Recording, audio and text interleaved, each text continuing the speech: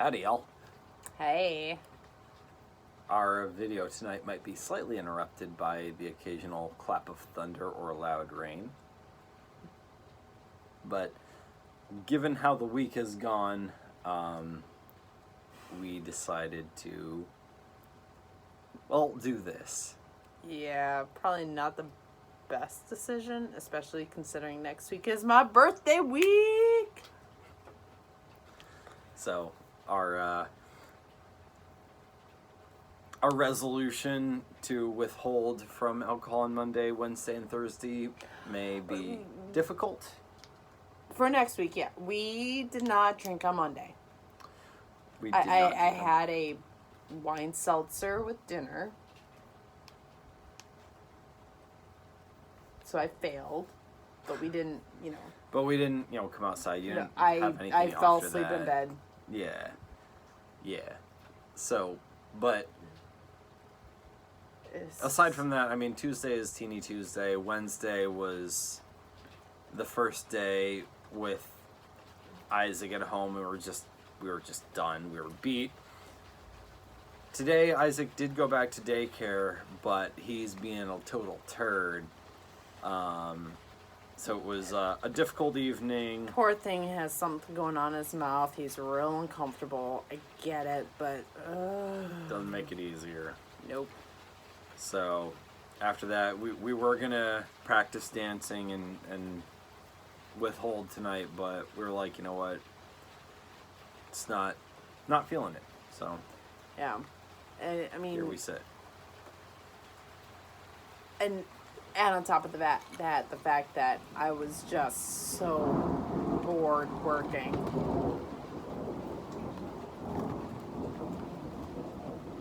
I don't know if that's coming through on the mic, but 3 o'clock, and I started work at 8, took an hour lunch, so I wasn't going to be done until 5. 3 o'clock rolled around, and I was like, I am so bored. I was done. Not great, but...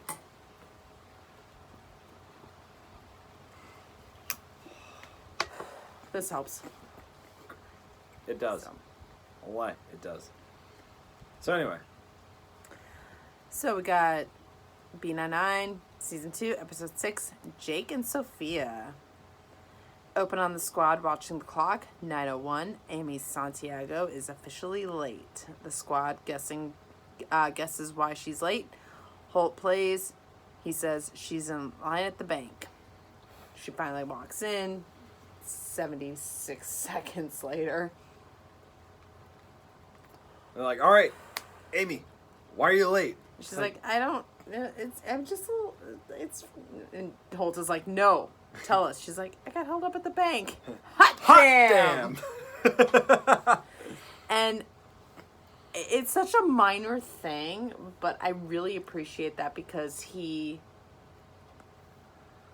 not only showed how good of a detective he is, but also showed how much he actually does relate to Amy. Sure. And also shows that he's willing to take part in, the squad's shenanigans. Which becomes more apparent even as the series progresses. Oh, yeah. Yeah, they build on that a lot, but it's just I don't know, it was a great moment. It was a lot of fun. So post-credits, Jake and Terry discuss work. Terry has a big trial. Well, Terry and Jake have a big trial tomorrow. Meanwhile, Jake's dating life is going poorly. Terry tells Jake to go ask out some girl at the bar, but they have been talking. Terry's like, don't talk shop, don't talk work. Just talk about your own interests outside of work. Oh, with this girl. Yes. Yeah. Well, he's telling him that, and then he spots the girl. Okay. Eva Longoria. Is it? Yeah. Oh. Huh.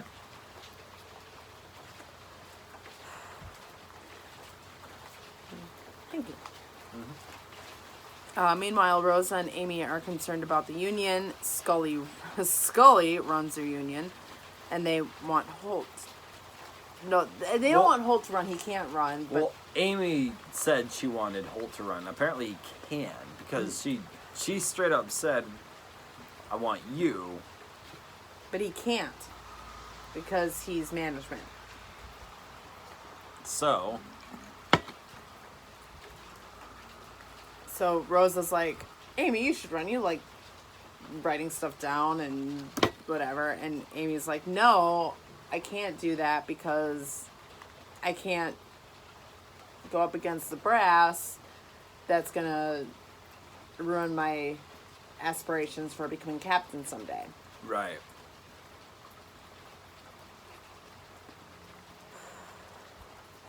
Jake seems to be doing well with his date. They eat spicy wings.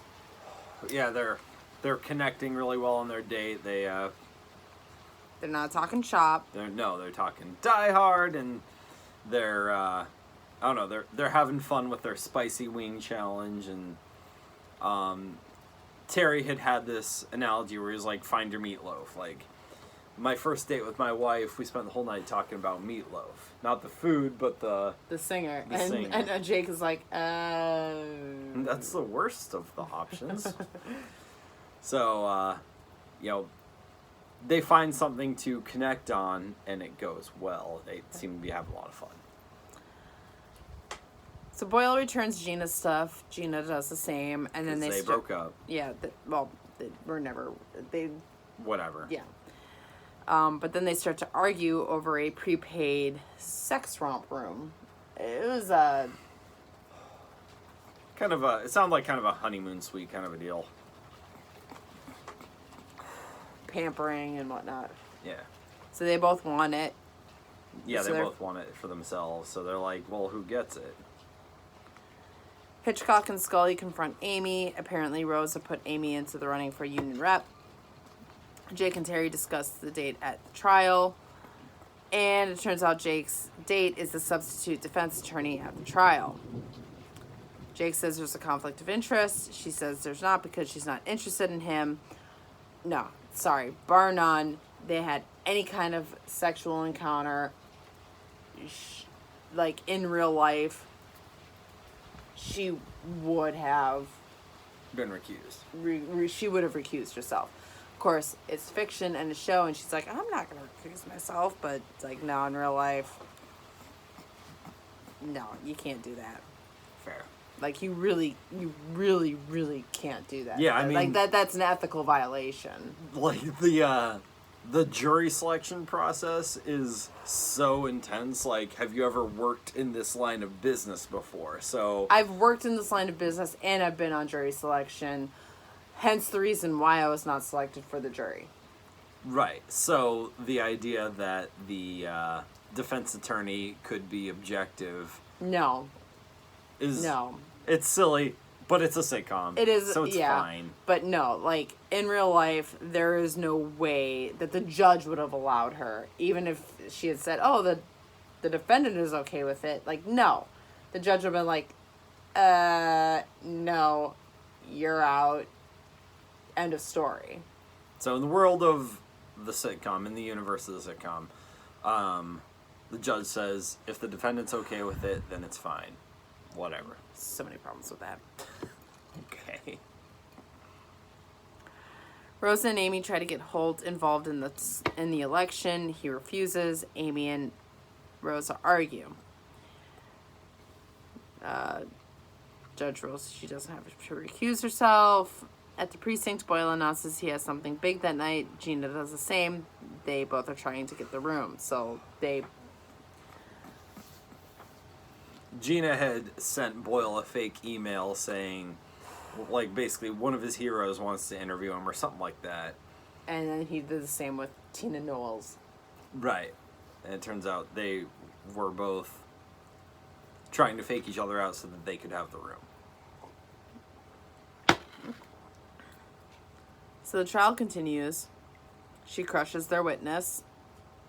They need evidence by tomorrow. She says it doesn't matter if her client is guilty. Her job is to make the prosecution prove the case, which is true. Yeah,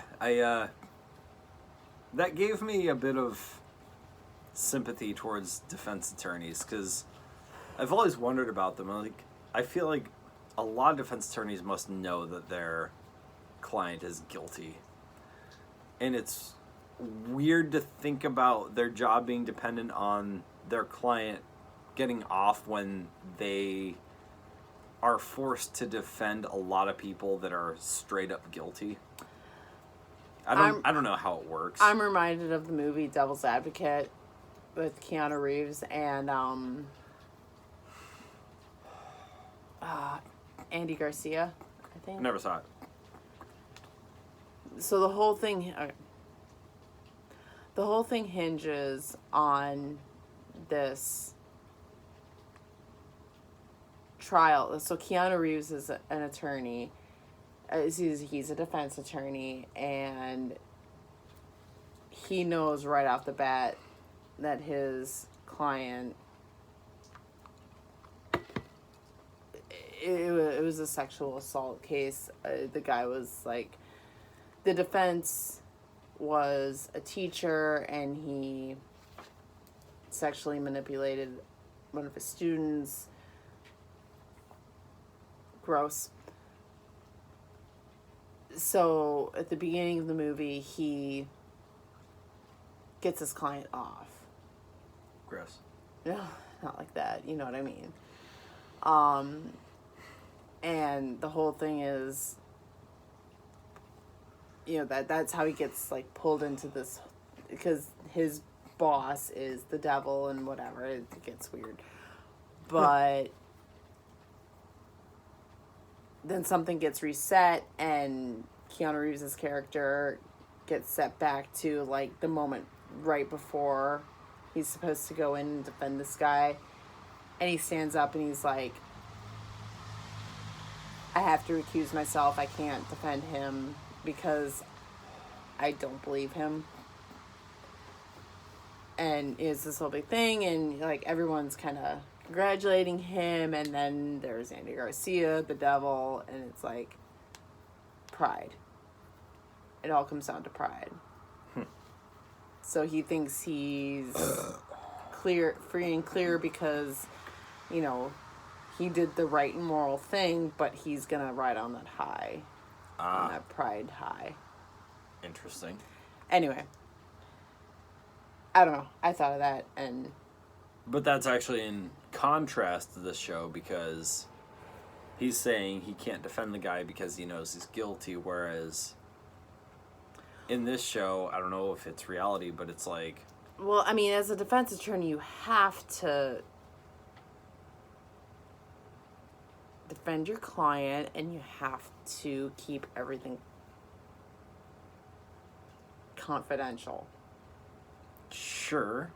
And you can't let, a lawyer can't let their own emotions affect what they're doing.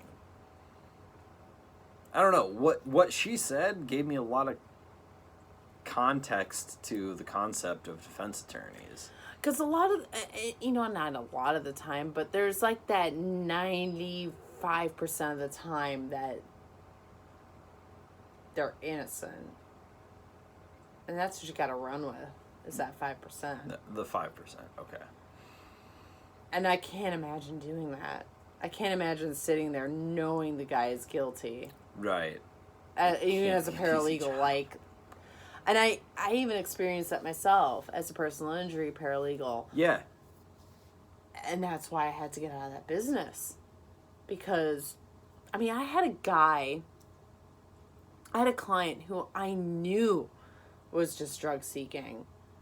Right. It was a parking lot, tiny fender bender, and I told my boss, like, this, because he asked me to review the case, and I did, and I'm like, don't do it, man. Yeah. But no, it was like some guy he knew from high school, so he had to take it. And then he shunted it off to his younger brother, who he had no respect for at fucking all. And, no, his older brother. It was his older brother. But he thought himself higher or whatever, and so his poor brother got stuck with this case. And then, oh, guess what? He died from a drug overdose before the case actually got settled. Wow. But somehow it did get settled in his favor. And that's, man, the money-seeking concept of a justice related job is just weird. There were a lot of cases, at least at that last job I had, that were good, were just. Mm. But that one especially kind of broke me. I think it was around that time that I was like, I've got to get out of here. I can't do this anymore. Yeah. It's horrible. It's not about the justice, it seems like. It's about who gets what money, who wins what. Yeah, I mean... It doesn't matter who's on the right, who's on the wrong. Let's have... It's a debate society. Yeah. And I mean, in a debate society, it's fine. It's about, fun and who can argue better, and that's all well and good. But when you're talking about moral culpability, it shouldn't be about who argues better. Right. I had a really sweet client who had gotten into a car accident, but she would go off on vacation and do shit, and it's like, so are you really as injured as you say you are? Right. She was a sweet woman. I liked her, but again, she was friends with the boss. Yeah.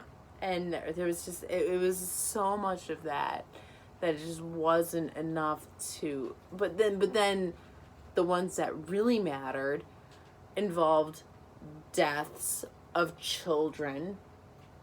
Like, oh, I'm sorry. Like, that was my, yeah. I can't do this anymore.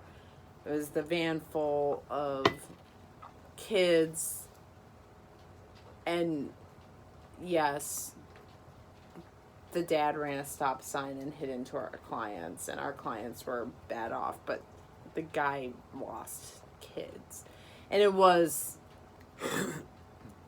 the dad's fault. Yeah. He ran a stop sign.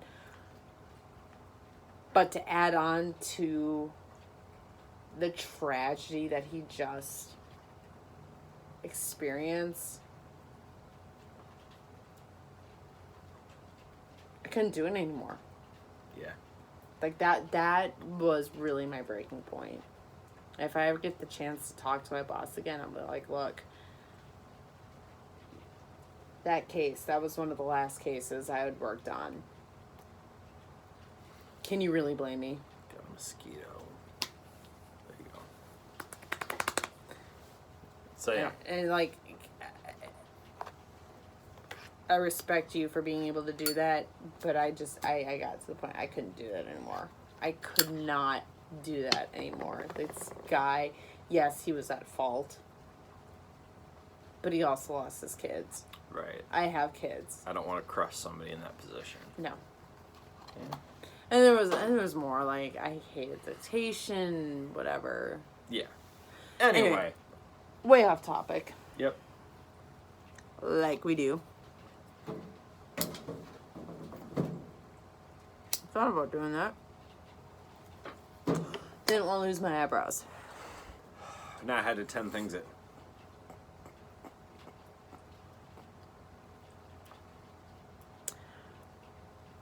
So yeah, she says it doesn't matter if her client is guilty. Her job is to make the prosecution prove the case, which is true.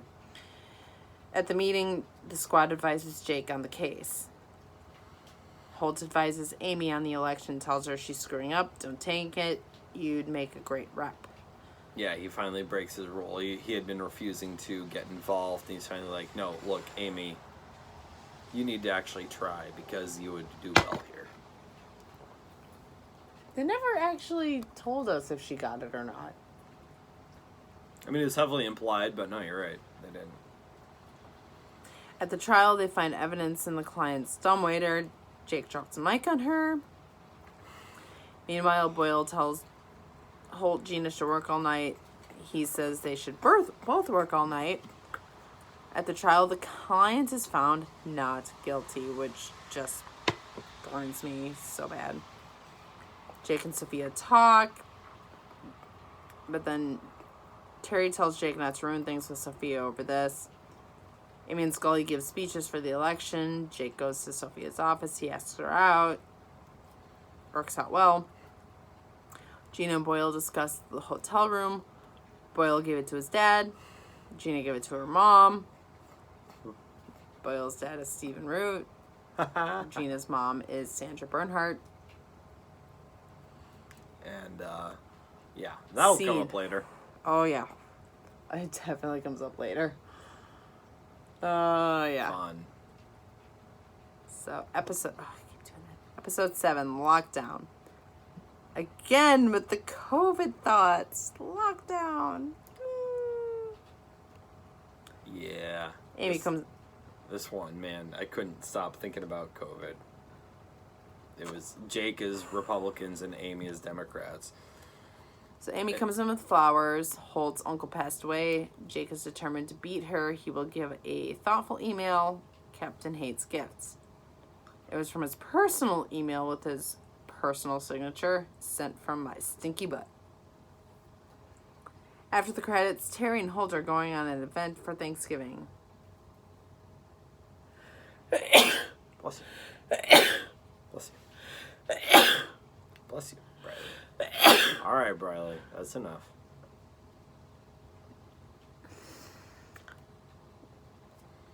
They're going to like a... something. Yeah, I don't know. It was like 5 seconds after they said it. I started writing and I was like, wait, what the fuck did they just say? It doesn't matter. I think it's a... convention of some convention, yeah. So no authority for the holiday. Jake is taking control of the precinct for the weekend. Amy was top choice, but turned it down because Teddy is going to bottle his beer. Sure. So Jake's in charge while Terry and Holt are away.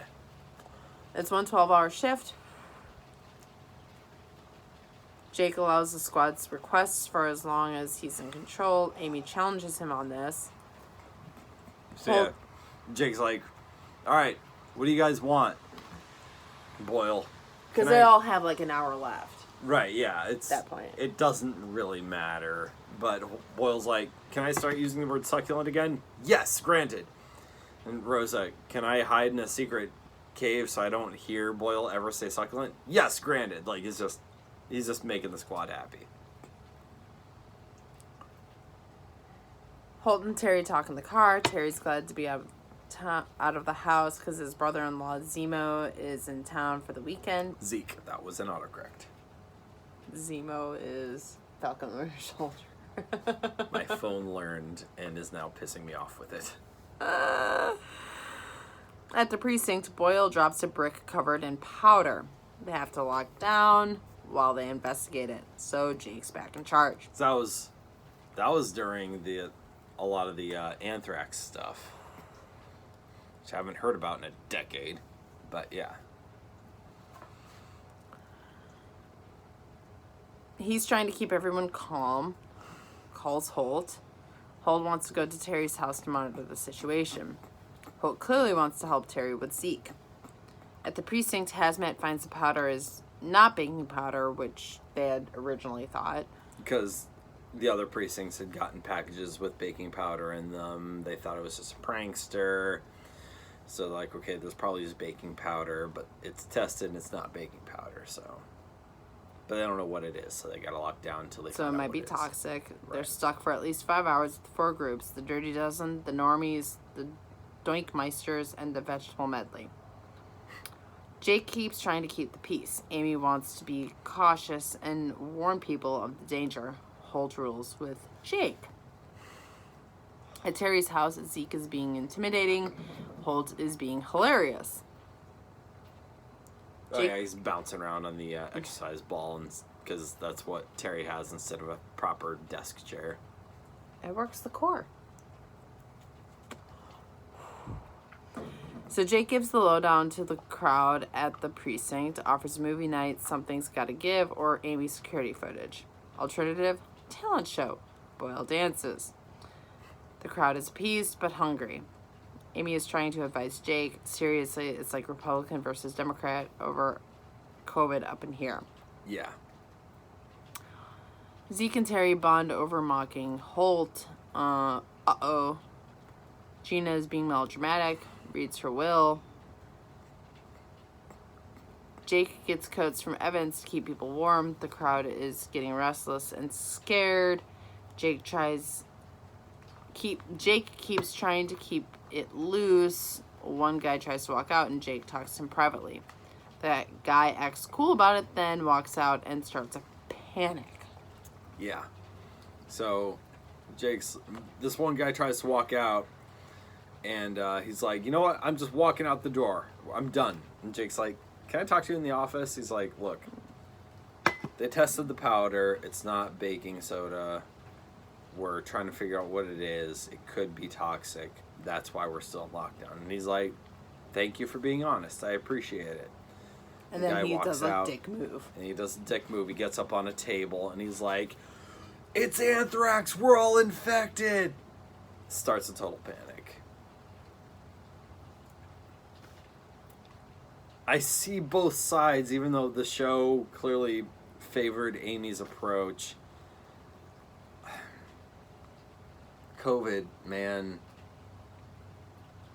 Either tell everyone to hunker down and be terrified and ration their food and never go outside again, or I guess the other side is you all go outside and pretend it doesn't exist and it's fine, whatever. It's not a perfect analogy because I think COVID was mostly bullshit. Yep. Whatever, it's fine. Just continue.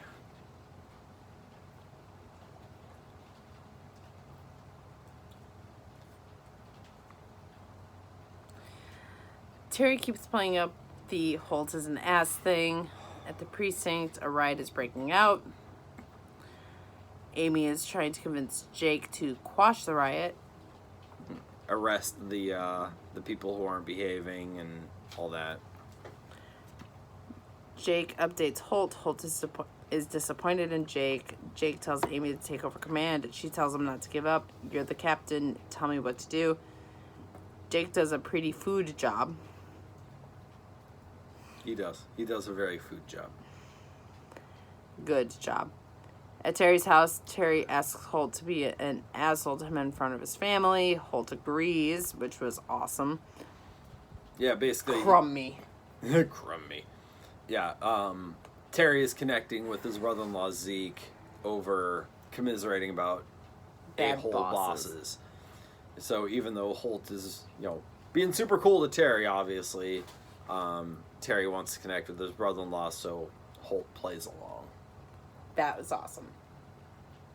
Yeah, although, I mean, you want Terry to stand up to his brother-in-law. It was a cool move by Holt. Weak moment for Terry. We see Terry as this strong character, so yeah, it's like, come on. He played into it, but the fact that Holt was like, no, I will play along with this. Crummy. Yeah, very strong moment for Holt. Yeah. At the precinct, the powder was not harmful, and the lockdown is released. And it's all good. Yay! And then our last episode, episode 8, Upsis.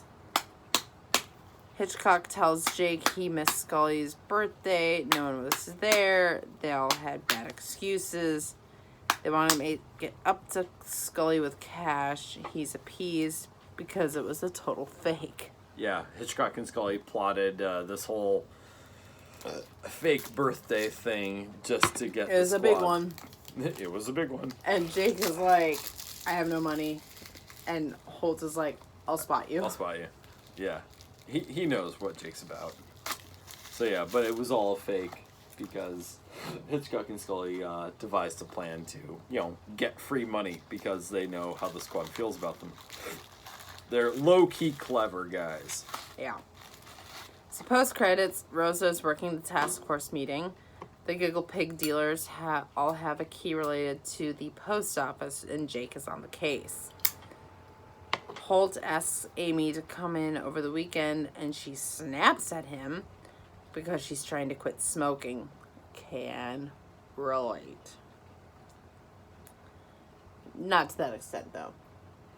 No, I've never... I don't know that I've ever really experienced that kind of withdrawal about smoking. I have noticed that when I'm not able to have a smoke, I'm not as patient with the girls over summer and other breaks. Okay. But not to that extent. Right, yeah, I mean, it's a sitcom. So she's trying to quit smoking because Teddy doesn't know she smokes. Right. She asks the squad to help her keep her emotions under wraps. Meanwhile, Jake and Boyle talk to Agent Jack. They think danger. At the post office, it's Jack. It's not. It can't be Jake. No, it's Jack. Yeah. Did I write Jake? No, you wrote Jack. Oh. It's Jack Donger. He's like, actually, I go by Jackie Donger. And Jake's like, of course you do. So he talks down to them. Yeah, because he's federal. So he totally talks down to them because he's like, I'm a federal agent. Yeah, you're a local cop. And they're like, you work for the post office, bro. Like, this is our territory. He's like, no, I'm a federal agent. You guys work for me. So, a bit of a dichotomy going on.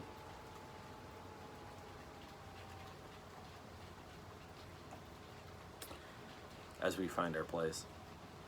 So there's a key that they found. It's for an old-fashioned mailbox.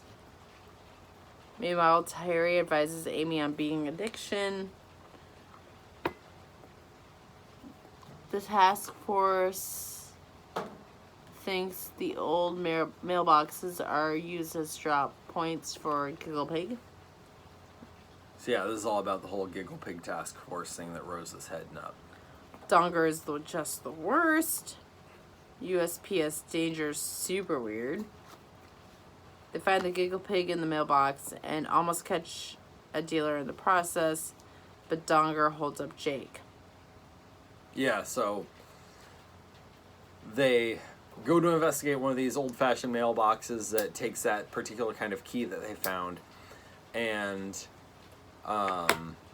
as they walk up to it to check it out, they find that there is Giggle Pig in the mailbox, and then they also see somebody who looks like a dealer had been approaching and then sees them and runs off. And so, Donger, dealer. grabs on to Jake's ankle. Yeah, Donger trips over himself or whatever. Jake goes to pursue the perp, but Donger's like, help me up! Help me up! And he's just the worst. He's just the worst. He's probably in on it. Right? Seems like it. So, Jake is not able to catch the perp. And, that pisses Rosa off.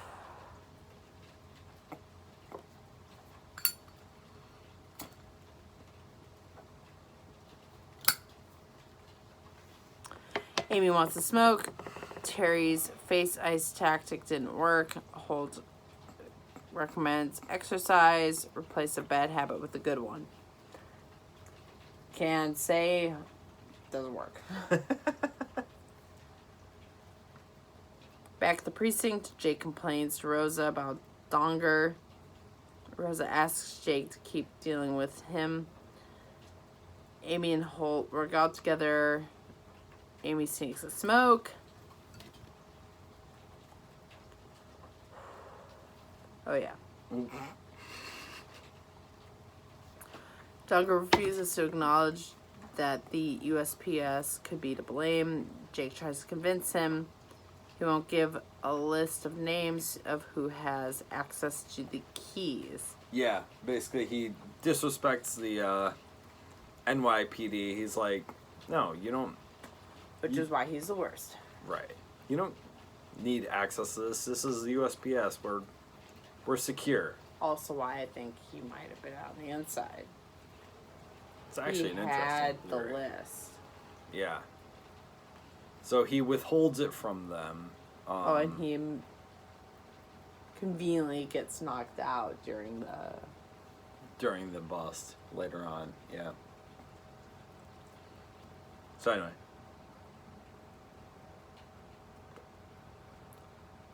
So we won't give a list of names of who has access to the keys. Jake prints it out in secret. Jake and Boyle make the perp from earlier at his apartment. Yeah, they start going door to door. I can't remember how they got the addresses, but... Because Jake... Oh, because he got the addresses from the list. So they go to one of the addresses, and they're like, oh my gosh, that's the perp I saw earlier that got away. So Boyle breaks down the door. And he does it. Yeah. And then he tries to high-five the perp.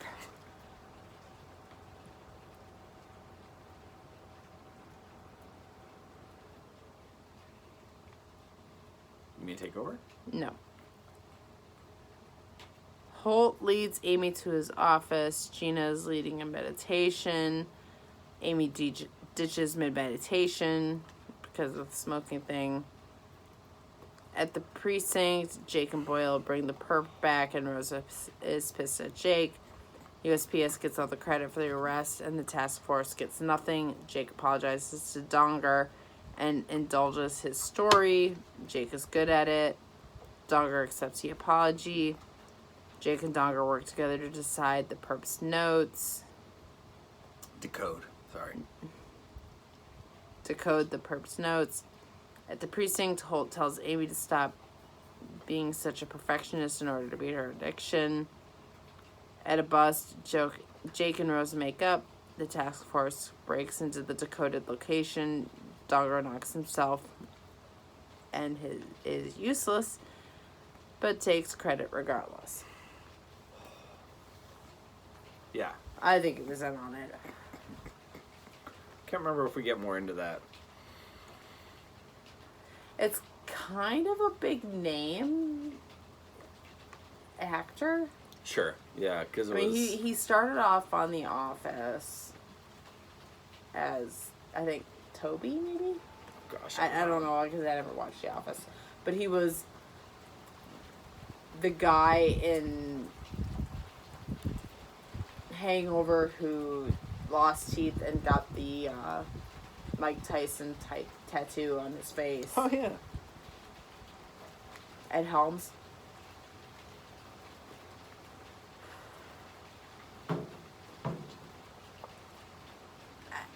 I feel like they might have circled back around to that, I mean, I think we'll see him again. but I don't remember. Neither do I. So that makes it fun. But yeah, so ultimately the task force makes a breakthrough. So that's good for Holt and for Rosa. Even though, Jake has to swallow his pride a bit, which is good. But, yeah. Everything works out. Yes. It was a cool story. I mean, it was well constructed with the whole using old-fashioned mailboxes to hide the drugs thing, and I like that they're keeping up with the Giggle Pig storyline. Yeah. And the guy that was doing it was fired from several Right. USPS offices. Correct. But yeah. I guess that's all we got. Yep. That was, what was that? Episodes. Oh gosh, I can't remember. Doesn't matter. 8, 7, and 6. 8, 7, and 6. Okay. Cool. Yeah. All right. All right.